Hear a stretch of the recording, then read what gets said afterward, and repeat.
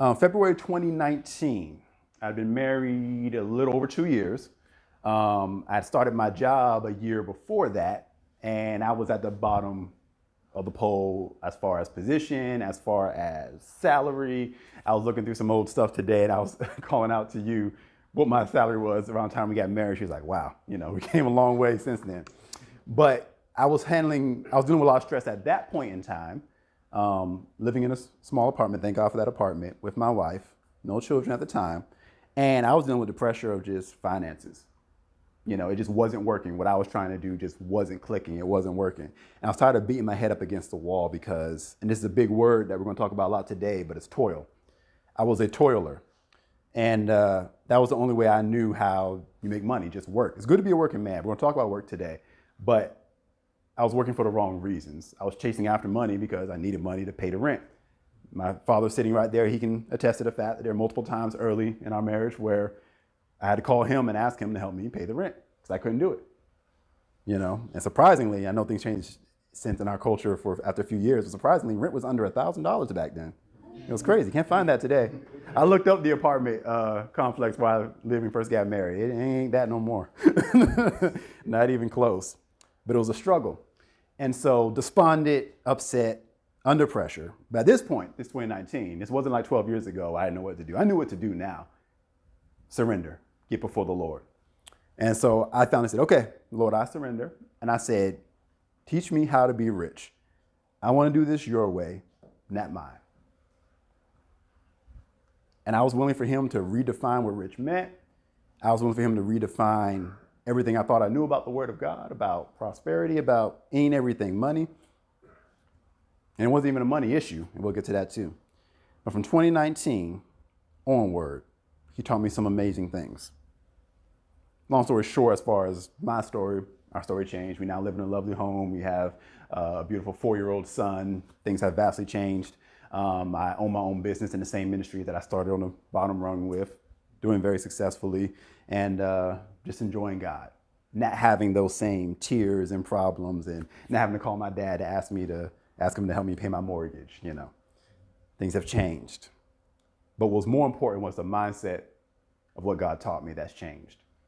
And as I look through the world today, I have a very strong heart for men in the struggle and the strain and the suffering, because we quietly suffer.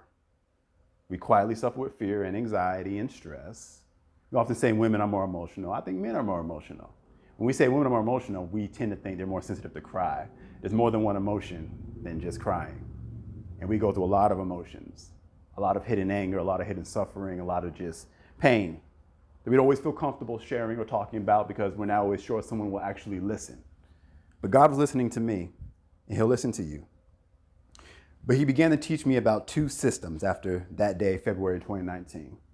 And this message is called A Tale of 2 Systems.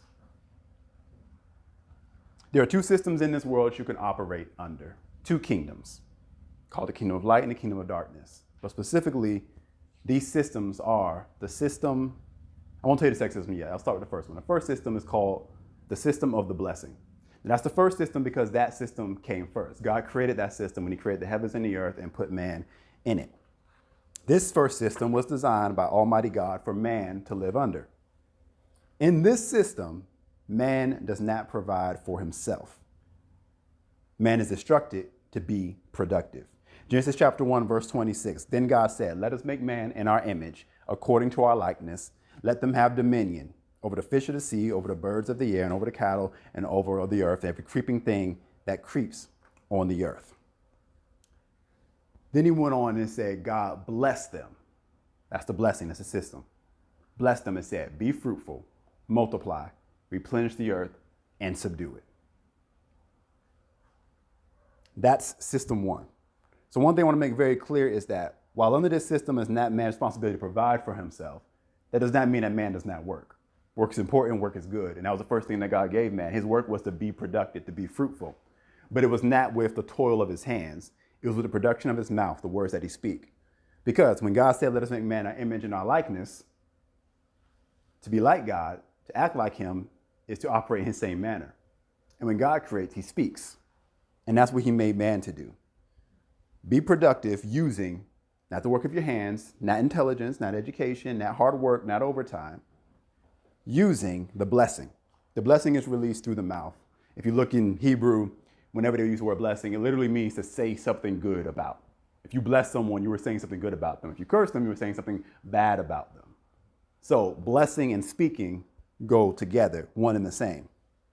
So the production that we're supposed to have is not with the work of our hands, not with our flesh, but with our mouths. So the interesting thing about this is when God made man in his image, there's a scripture that talks about, I'm not going to quote it correctly because I didn't write it down, but in summary, the psalmist David was saying that angels were looking upon the creation of man and saying, what is man you're mindful of? I'm kind of marveling at God's, honestly, greatest creation. Because he's the one, man is the one that God made like him. When I say man, I mean male and female. I say male and female created he, them. So it's not a gender issue. But man is the one that he created to be like him, to act like him, and to do like him. So the interesting thing is, when you do that, if man uses God's authority, looks like him, talks like him, gets results like him, he looks almost just like God, identical with God. So here's the tricky part. What makes man not God? What's the separation? Because we do have an ideology in the world today called humanism, where man is God, God is dead, and all that. So where does that separation come from? It seems like man, when you think about humanism, man seems to understand that their origin is divine, but then they've still lost something. But they're correct in that there is something divine about our nature. But where does the separation come in? How do you separate and know that one is greater than the other? The separation comes in the vow. From Genesis chapter 1 through 3, God creates man in his image, gives him power and authority to operate just like him. But the separation comes in man's knowing that this power did not come from me. I am not the source of this power. And only so long as I'm connected to the source, my Father God, that's the only way I can operate in this power. And so God instituted with this covenant a vow. He gave man the planet, and he gave him a garden in this planet to keep. And that's not just like farming. There's a whole lot more to it, but we'll just focus on kind of key points here. And then he says, I've given you everything. Now, the vow is this. One tree belongs to me. That's God talking. That's the vow. That's the tithe. The vow demonstrates that man recognizes that God is the source of his power and his dominion.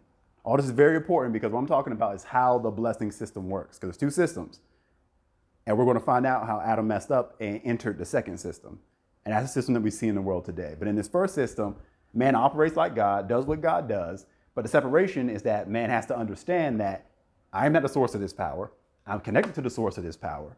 And I make this vow to show that I respect that, God, you are greater than me. I may look like you, I may talk like you, I may have authority like you, but you are still greater than me. I may have dominion over everything else that you created, but you have dominion and authority over me. And that's what the vow is for. It's interesting that he made it a choice. He gave man the will to be united with him or separated with him. And we know how that story ends.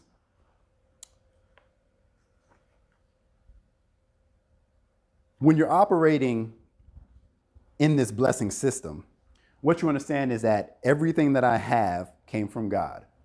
And the principle of the tithe, the 10%, is not even, sometimes you might say it like, okay, well, I'm going to give a part to you, Lord, and you bless the rest. No, 10%, that number 10, even when you look in Hebrew and things like that, is representative of the whole. It says, God, you gave me everything. None of this is actually mine.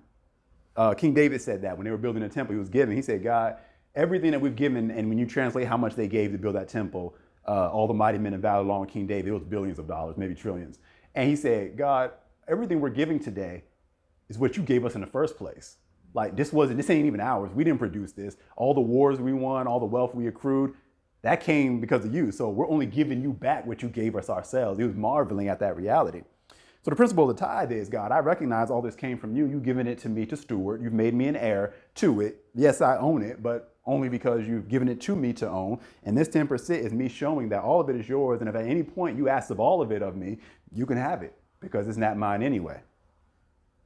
If you look at Abram, the first time the word tithe was used, He made a vow because the king of Sodom was trying to give him stuff. And he said, let's make it clear. Because he had just tithed to the king of Salem before that. He said, no one will be able to say, or you won't be able to say that I have made Abram rich. He wanted to make it very clear that everything I got, God, came from you. I did not produce this.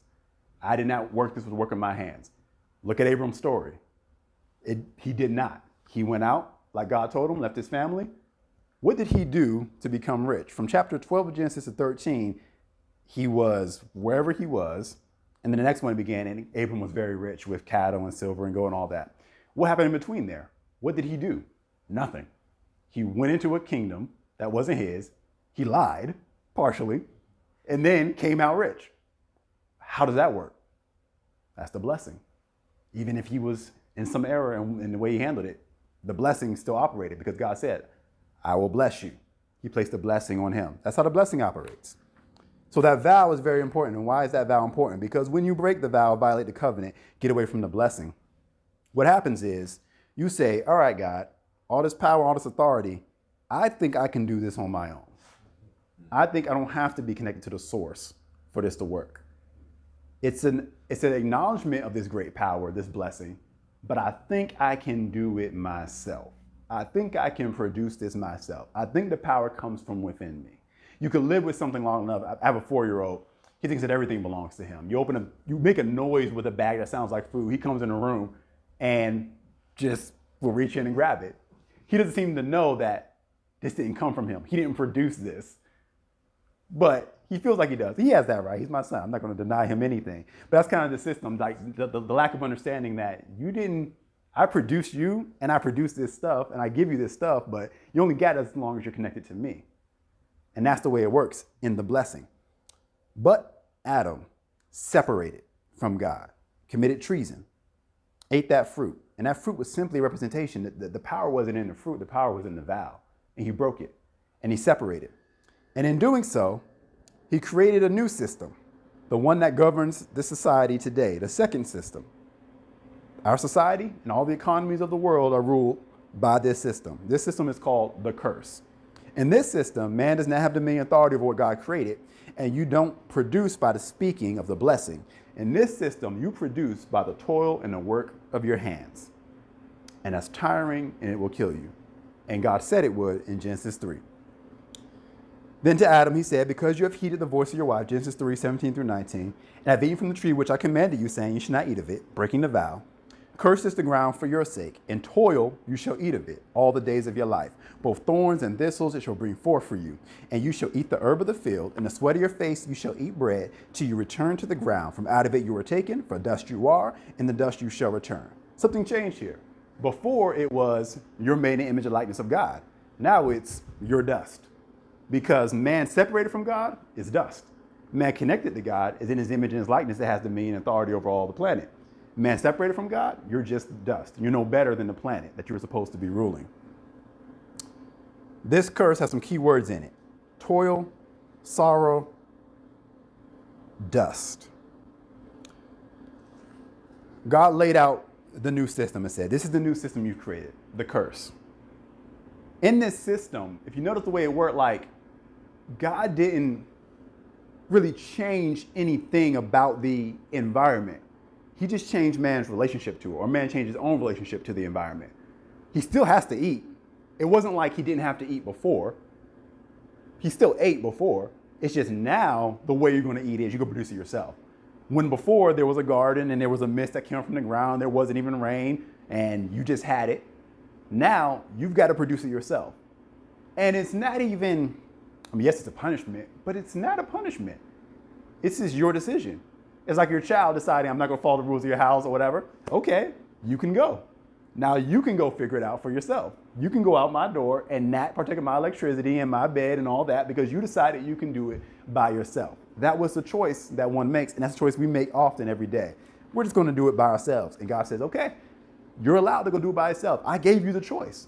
I didn't control your mind. You decide you want to do this. That's fine. But separating from me is, for one, it's called death.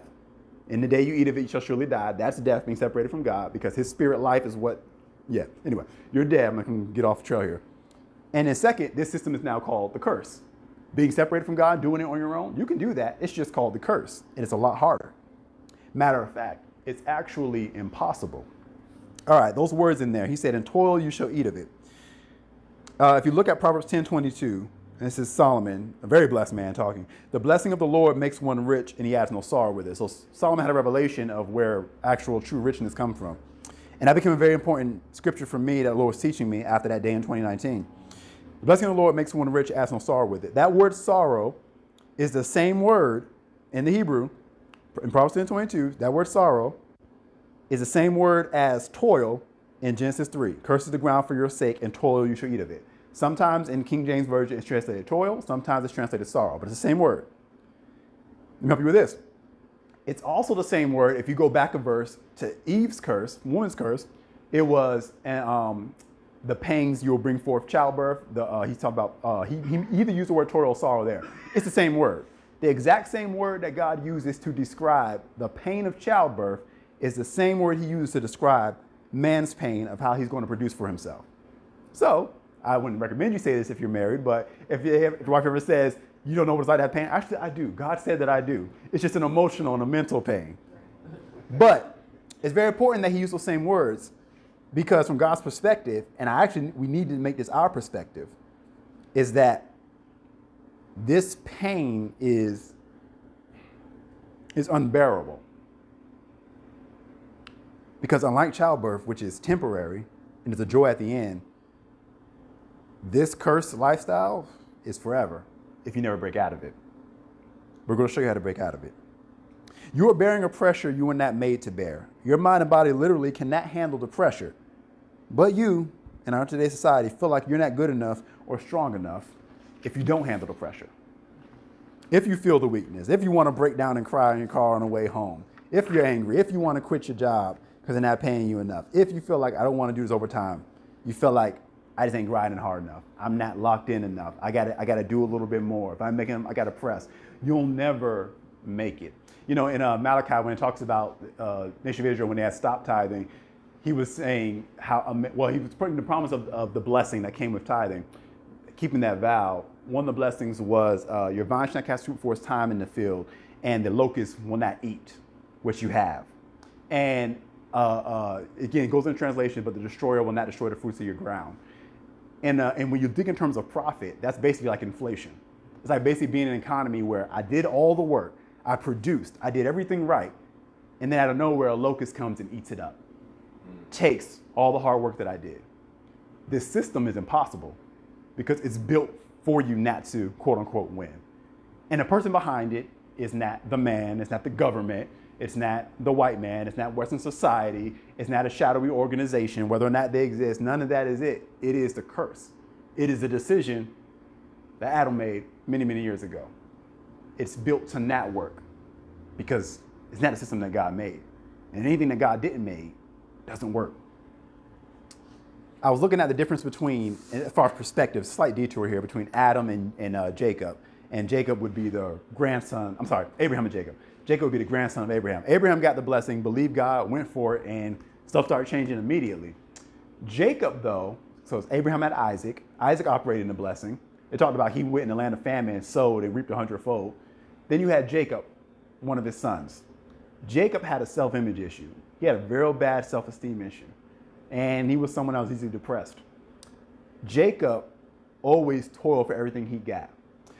When his father, Isaac, got married, it was because Abraham, his father, sent a servant and found Rebekah, and it was like a beautiful moment at a well. And Isaac wasn't even there. Like the blessing moved on his behalf and brought his wife into his life. Jacob goes to, I believe, the same exact well, has a similar experience seeing this woman. And the first thing he says is, I'll go into debt for her. I'll work for her. Give me a job. I'll work 7 years. And Laban himself was a bit of a crook. So, of course, he worked it out. It was more they made terms together. But the point is, his immediate thought was, I got to work for anything good. I don't deserve anything good. He did not have an understanding of the blessing. He had a reverence for the blessing, but he didn't have an understanding of the blessing. When God and some angels came to Abraham, when he saw them recognize who they were, he said, Sarah, we're going to cook for them. We're going to make a feast for them. And then he spoke to them and said, you're going to have Isaac this time next year. When Jacob saw God, he fought him. He wrestled with God, and that's why his name got changed to Israel. What has to be your mindset? He didn't fight God because he was mad at him. He fought God, and God was like, let me go. And it, probably an angel representing God. But anyway, he said, let me go. And he said, I won't let you go till you bless me. He wanted the blessing. He referenced it. He understood he needed it. But his thought process was, I got to fight for it. Do we got to fight for it? Do we got to grovel for it, beg on our knees, cry, ask God, please? I know I'm dirty and I'm wrong. If you're redeemed in Christ, the old man has passed away. So we should be past that guilt complex. But a lack of understanding of how the blessing works will make you think that even for the blessing, you got to work and toil and grind for it. And Jacob didn't have to do that. Matter of fact, the second he realized I'm done being done wrong by Laban, and this was actually before he wrestled God because he just took a while to get the mindset right, God came to him in a dream and showed him practically overnight how to turn everything around. He took everything Laban had after that, got scared and ran. Yeah. Well, God told him he needs to go ahead and depart, but still. Difference in mindset. Look at this mindset. 1 Timothy 6:10, Apostle Paul says, for the love of money is the root of all kinds of evil, for which some have strayed from the faith in their greediness and pierced themselves through with many sorrows. There goes that word again, sorrow. So, blessing of the Lord makes rich and adds no sorrow with it.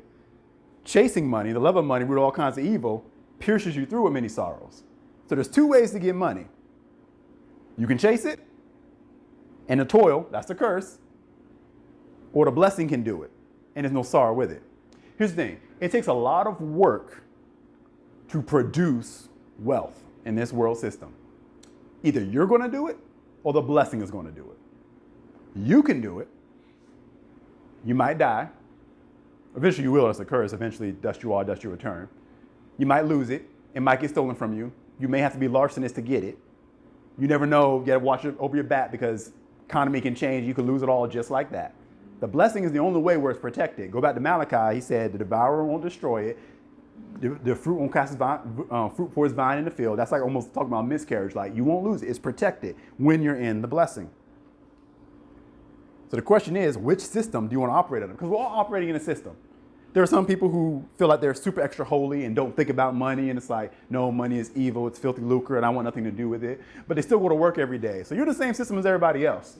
The question is, which system are you operating under? Let's be honest here. Let's not pretend here. If you get up every day to work for money, if you've ever considered and done overtime for money, you chase money. So let's not pretend that you don't care about money. It's in this world, and it's here for a purpose because there were semi-precious stones littered on the ground in the Garden of Eden, and they're in heaven too. God's gates and roads are paved with these valuable things. So these things are invented for a reason, but it wasn't for us to chase it, not with the toil of our hands. So what are we supposed to be chasing? God. When God came in after they ate the fruit, say he was walking in the cool of the day. So the implication is that God will walk with Adam. It was common for him to come in the garden. They would walk and talk together. It was just a common thing. They had a relationship. But then that changed. And Adam was in fear of God because he knew he violated the covenant. And now he's going to have to work with something vastly different. And one thing I want to call out before I switch to the answer here, because this is the root of all your problems. This is that portion of the message. But one thing I want to mention here is if you go even further back to the serpent's curse, and don't think in terms of a physical snake, think in terms of a spirit. The serpent's curse, he said, on your belly you shall go, and dust you shall eat all your life. Do snakes eat dust? No. They eat bugs, frogs, or depending on how big they are, they probably eat a horse, depending on how big a snake is. But they don't eat dust. So what was God saying there? That spirit. Here's the thing. The devil is low, lower than man. He doesn't have any power. He's so low that he can't pick up his head to look at us because he's on his belly now. So the only way he can get to us is if we're dust. Dust you are, dust you shall return. On your belly you shall go, and you shall eat the dust of the earth. For Satan to get to you, because he can't get to your spirit, for him to get to you, he's got to bring you down to his level, to the flesh. He's got to bring you down to dust. He's got to bring you down to this cursed system. That's how he destroys 99% of men out here, is with toil. And what happens is, and now we're going to get to the solution to all your problems. With that toil, sorrows, pierce through many sorrows, so much comes with that. With that pressure comes a need to relieve that pressure. And so then bad habits come in, addictions, pornography, alcohol, drugs, chasing after women, things to make us feel good, pleasures to satisfy the pain of the toil. Because we're trying to fill a God-sized hole in our hearts because we separated when we broke that vow and decided to operate underneath this curse. So all the struggles of man come back to that, and the devil's just bringing us down to dust. Because it's crazy. He creates the problem. He's the one who's the tempter. He creates the problem, or originate creates a scenario where we create this system, then tries to give us solutions with these addictions and these bad habits. Makes you feel bad for not being able to win in a system that's unwinnable, and then tries to give you solutions that just kill you faster, and it's a vicious cycle. Well, he's a treacherous, Jesus said, he was a murderer from the beginning. That's what he did. From the beginning, he was killing man, turning them to dust. Sorrow equals toil equals pressure. And that's why I named this Overcoming the Pressure. I was trying to think of how to title it. And because I was thinking, was it Overcome Depression? Because that was the angle I was going to take with it. And Lord was like, pressure. Because pressure perfectly summarizes it. Depending on how you process things in life, sometimes you can feel almost a pressure in your head. Not like a physical, but like just in your mental, like this pressure of just weight. And it's terrible. It feels terrible. It's sad. It's like an anguish. And that pressure is what I'm talking about today. And it can manifest in fear and anxiety and depression and suicidal thoughts and ideations and all kinds of addictions, things like that. But it's still pressure. Pressure. So now, that's the root of all problems. Let's get to the solution. This will probably be the shortest part. Unless the Lord says something different. Yeah, we're almost done. Isaiah 55, one of my favorite chapters in the Bible. I loved when the Lord guided me here. And I'm just going to read it to you. And I just want you to just listen. Listen with your heart open. Ho, everyone that thirsts, come you to the water. So listen, this is through the prophet Isaiah, God talking to mankind. Everyone that thirsts, come to the waters. So he's offering you something. That's number one. And you who have no money, come, buy and eat. Okay. So what he's offering you, you got to come to it. You're somewhere else. He's calling you to it. It has some manner of provision and satisfaction. He's saying, come eat. You're thirsty, you're hungry. Come drink, come eat. But he also said you don't need money to get it. Interesting. So come ye, buy and eat. Those who have no money, come buy and eat. So you got to buy it with something, but not with money. Come, buy wine and milk without money and without price. So there's no monetary price attached to it. Wine and milk are pleasure terms. Going to a land of milk and honey is overabundance. Not just enough provision, but it's abundance, pleasure, satisfaction. Wherefore do you spend money for that which is not bread? So now he's kind of admonishing people he's told to come. So they've come, and now he's saying, why are you wasting your money on things that aren't even providing for you, not even satisfying you? And your labor for that which satisfies not. Hearken diligently unto me. Listen, and diligent means consistently, over and over again, and eat that which is good, and let your soul delight itself in fatness. So he's offering you to come if you're hungry and you're thirsty.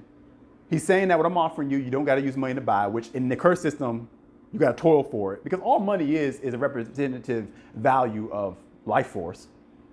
You work literal hours of your life, and there's a literal monetary value attached to it and is given to you. So when he says come buy with money, he's like, you're spending your life on this. Why are you doing it? And you're putting it out, and you're not even getting back in your investment.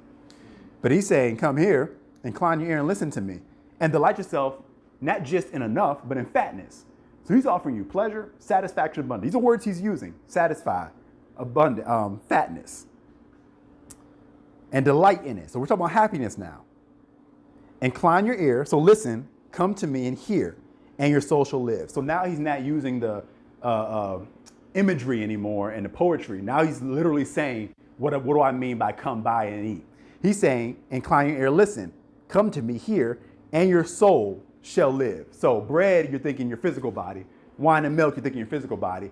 But he's using the imagery, I'm talking about your soul. This is how your soul is going to live. And within your soul is your mind, your will, and emotion. So this is what we're talking about, that pressure.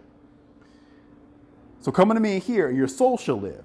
And I will make an everlasting covenant with you, even the sure mercies of David, which kind of gives some implication talking about Christ at that point. All right.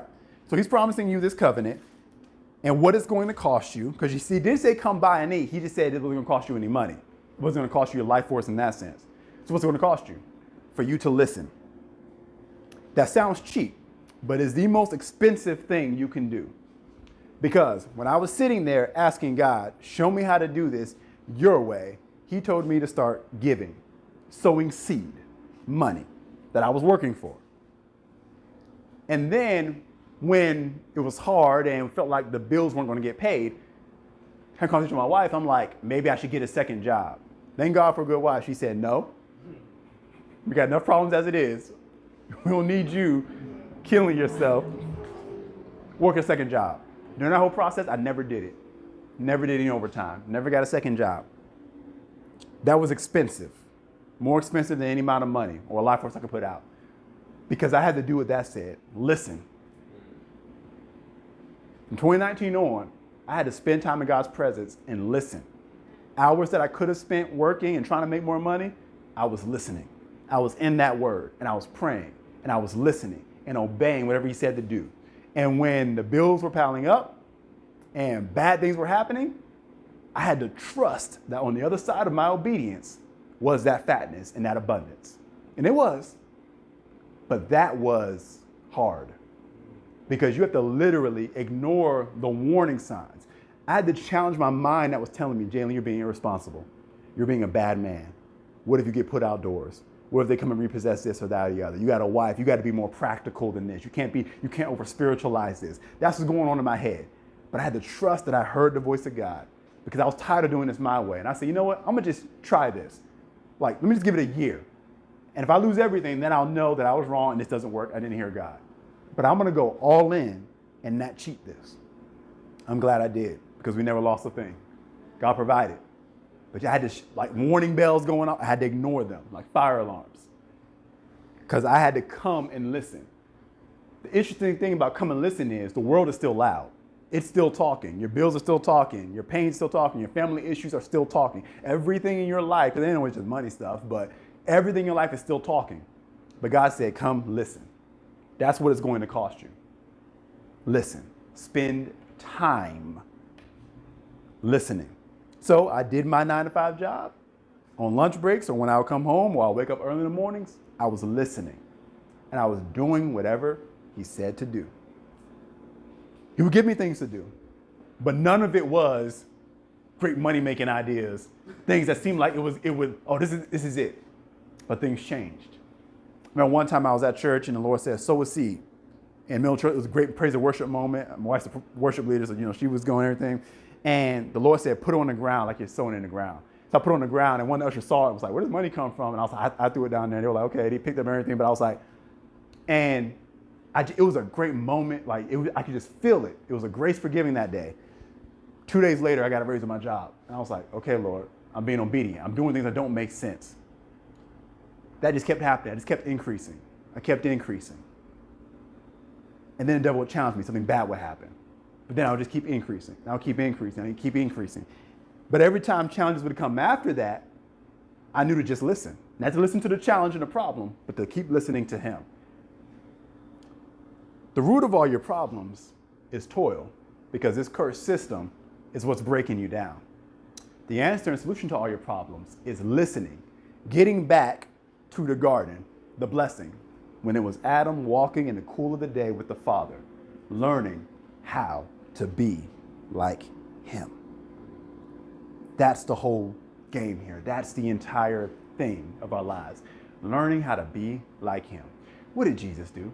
He came and acted like God and demonstrated to us, this is how you get to the Father. He demonstrated a lifestyle. How did Jesus meet his needs? He would speak. The tax collectors came. He said, go catch a fish. Peter's in the boat. He says, just cast your net. Sinks the boat and the friend's boat. When Jesus was talking at Lazarus' tomb, he said, Father, I know you always hear me. That's the confidence you're looking for. That whenever you speak, you know God is hearing you. When you got a problem, there were random bills coming around, random debts, and I'll just be like, you know what? I'm not even going to pray about this. I'm not even going to think about it. I'm going to stay on this path of listening. Because God, I'm starting to realize that you know everything. And so that means you knew that was in the mail before I opened the mailbox and saw it. And if you saw it and you didn't talk to me about it, it must mean that in your eyes it's not important. So why am I going to violate what we've got going and pretend like this is important when you don't think it's important? So if you ain't talking to me about it, I'm not talking to you about it. So we could both just ignore it and let the blessing take care of it. And that's been my life till now. That's how I got my house. I got my house during COVID with the magical interest rates. I didn't know anything about that. But God was setting it up. We had been looking for a house a couple years before. It just didn't seem right. So we were looking for a house, and we were looking at good houses, and I always kept finding something wrong with them. What I found wrong with them was I knew we didn't have any money. But the reason we were looking for a house was because God told me, start looking for your house. Our son was born, and the Lord said, I release you. Go look for your house. I said, okay, let's go look. But the other half of that command was buy a house. And I was scared to do that part. Because we needed a down payment. We ain't had no down, So we're sitting in one house that was as good as any of the other houses we looked at that I said, no, there's something wrong with it. And I'm standing into what is now our dining area. And my wife was standing in the kitchen. And our realtor's over here. And she's giving us all the specs on it and everything and telling us how much money we would need for closing, basically. And I'm sitting there, and God had already been dealing with me about this. And the sense I got from God was, you're waiting for me to tell you the perfect house. He said, you can choose any of these houses. Just pick a house. So I'm sitting there like, okay, so this is on me, God. You put the ball in my court. All right. So I'm sitting there, and she's giving us a run. I need this much, like 3% that. You had the closing costs because no sellers in that market were paying closing costs. The buyers were paying it because if you don't want to pay it, then they'll go find another buyer because houses were going like that. Houses we were looking at, they were already sold, and wife didn't tell the husband the house was like, we ran and stuff like that. That's how crazy the market was at that point. Like houses were listed that had already been sold, and the people in the house didn't know it was sold. That's how crazy the market was. So I knew we didn't have a lot of time. I'm sitting there and I'm like, all right. And so she's telling us the number. Like, you need this much down payment, and the grand amount was like over $10,000, and then that amount ended up going up when it gets further in the story, and then we'll close after this. And I'm like, yeah. And so I'm asking my wife, like, you hear those numbers, right? Waiting for her to back off, and that'd be my way out. And she's like, babe, I'm gonna lean on your faith. I'm like, all right. So I'm like, okay. So I'm standing there, and then I'm like, she's like, yeah, we probably shouldn't ask for the closing costs about this house or anything like that. I said, well, and I asked her, I said, well, should we try to go under the asking price? She said, you should go in at the asking price. I said, all right, let's do it. Trusting God, because he told me to do it. We go to Aldi after that, and the Lord's talking to me already. And I get a call from the mortgage officer, and they're like, oh, well, she shouldn't have shown you that house because we didn't realize there were condo fees, even though we were in a condo. And that takes it over what you qualify for with your debt to income ratio, all that kind of stuff. They said, really, the only way you could put an offer on this house and re-underwrite it is if you didn't have one of your car debts, because we had 2 cars and one of them, both of them had debt on it. And I said, okay. So I told my wife, I'm like, all right, but we still put the offer in. And the Lord gives me a plan. I won't go into all the details because some people may actually know some people involved with this, but it ends with someone who is a boss, former boss, something like that, someone I've worked for in the past, knowing my situation, and writing me a check for over $8,000 to pay off the rest of my car as a gift. He said it's a gift. Me and my wife went and deposited that in the bank, paid that car off. They were like, so the board company's like, they got to get all this proof or anything like that. It's like, well, can you get the bank statement from? I'm like, okay, I got to ask them for it. I said, can I? They want to see your bank account. I said, yeah, sure. He hands it to me. I'm like, okay, scan it in. All right, so that weight is removed. Backing up a little bit, the same day that I found out that I got that check, I was unexpecting it. My realtor said, something told me to ask them if they want to pay the closing costs. And they said yes. So that number comes down a little bit more. So now all I got is a down payment. And I won't go into detail that story, but all this happened in less than 30 days. What was over like $24,000 total between the car, the closing costs, and the down payment. It was over 20-some thousand dollars. I've never had that amount in my bank account in my life to that point. All was taken care of. Got the closing, we had a down payment in our hand. Because I obeyed God. I didn't toil for it. I didn't work for it. I just listened. I wanted a house earlier, wasn't time, so I just chilled and listened. God decided to get me in on time when the interest will be real low. Now when I see what's going on, I'm like, God, you picked the right time to get me in there. Because thankfully, when I look at my mortgage compared to some rents, I'm like, God, you did an amazing thing here. You got me in here. That's what I do when things go wrong, when I have a challenge. I listen. I don't work. I don't work for money. I don't work for money. Matter of fact, I think it was Apostle Paul that said, work so that you have something in your hand to give. I work so I have something to tithe and to give. That's what I do. I don't work for money. I don't work for money to provide for my family. I don't do that. I provide for my family. God provides for my family. He provides for me and provides for my family. I'm simply his middleman, his steward to get it done. My job, that may be harder than going out there and toiling, is to listen and obey.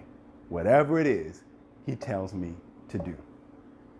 Today I was walking out of getting water shop, and there was a man sitting in front of a barber shop, like a couple, now I'm getting my car, and I feel this hit in my heart, wrenching, God telling me, go preach the gospel to that man.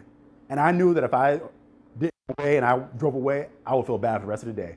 I can't feel bad today because I got to preach to y'all, So that weight was so hard. I was about to drive away, and I was like, I can't drive away on this one. I know this is God talking to me. I went up, preached to him. Seems like he's an atheist. I preached the gospel, did my job. We traded names. I said, hey, I'm just talk to you every now and then. He didn't want to pray the prayer of salvation with me, but I knew that I had done what God told me to do. I went back in my car, went home. I listened and I obey. On the other side of my obedience, God takes care of everything else. You just go and do what he said to do. What did he tell Jacob to do when Jacob was tired of being done wrong by Laban? He said, get a staff, peel stuff in it, put it in front of cattle. That makes zero sense. Jacob was a professional cattle breeder. He knows how cattle work. You do not peel stripes in a staff, put it in front of where they drink, and then suddenly it's going to manipulate the cattle to breed in a certain way so that all the ones that you made in your contract that'll be spotted and speckled, all the strong ones go that way. That doesn't make sense. But God prefers that because he prefers situations where you cannot get the glory. I cannot get the glory for how I got my house. I can't get the glory for how I got the business I'm in now. I can't even tell that story right now. One day maybe, but I'm still too close to it. But everything that I've got, I can't take any glory for it because I didn't do it. I didn't work for it because I'll be dying if I worked for it. And that's what we're all here doing right now, dying, becoming dust so that Satan can gobble you up. Maybe you're born again, you're going to heaven and all that, but he's got you out the picture. Because the original command was to be fruitful, multiply, replenish the earth, and subdue it. That's still the command. Be productive with the words of our mouths. Some of us are supposed to be productive in the business arena and take back some of these businesses from the devil that are putting in place things that are. When I started my business, some of the employees, the people that I worked with, they were so happy to come and work with me because the people we worked for before were just, it was pressure, beating us down. And I felt good, like, God, you're using me to create an environment people can rest. I'm like, thank God. And I realized this is kind of the point. It's not about me making a lot of money. It's about being fruitful, multiplying, replenishing the earth, and subduing it. There's different environments God sends you to do those things. But he wants you to do that. But you can't do that and be worried about how to provide for yourself. That's why God made the planet, made the garden, then put man in it. I made everything. God, I made everything. You're good. I'm going to give you all the resources. If you work for somebody, they're supposed to give you a corporate card to go to do the things you got to do. God has given you a corporate card called the blessing. And we're supposed to use that. We're supposed to waste our time working, distracted from the producing. That's our job. That's our work. The 9 to 5, you work. If you're supposed to be working it. Some of us are working a job you're supposed to be working. But assuming God led you to that place, and simply so you have something in your hand to tithe and to give with and to be obedient with. Because like the parable of the talents, he puts something in your hand and wants to see what you do with it. Because once I can see that you can obey and do what I told you to do and be productive and be fruitful, then I can make you rule over much. I can graduate you to the next level. And none of it is for your own glory. He said, enter into the joy of your Lord.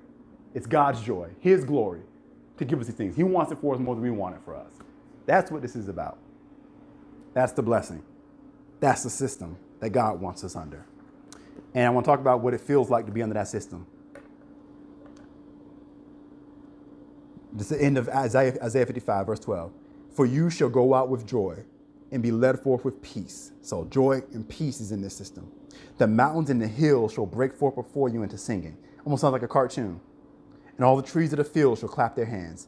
Instead of the thorn, remember he said thorns and thistles, the ground shall, in the curse, But instead of the thorn, shall come up the fir tree. Instead of the briar, shall come up the myrtle tree. So instead of the curse, everything's going to produce for you. And it shall come up. And then say you bring it up, it'll just come up. And it shall be to the Lord, not for you, but to the Lord for a name, and an everlasting sign that shall not be cut off. He gets the glory. He gets the credit. And I get to stand here and talk to you about it. That's the blessing. That's the system.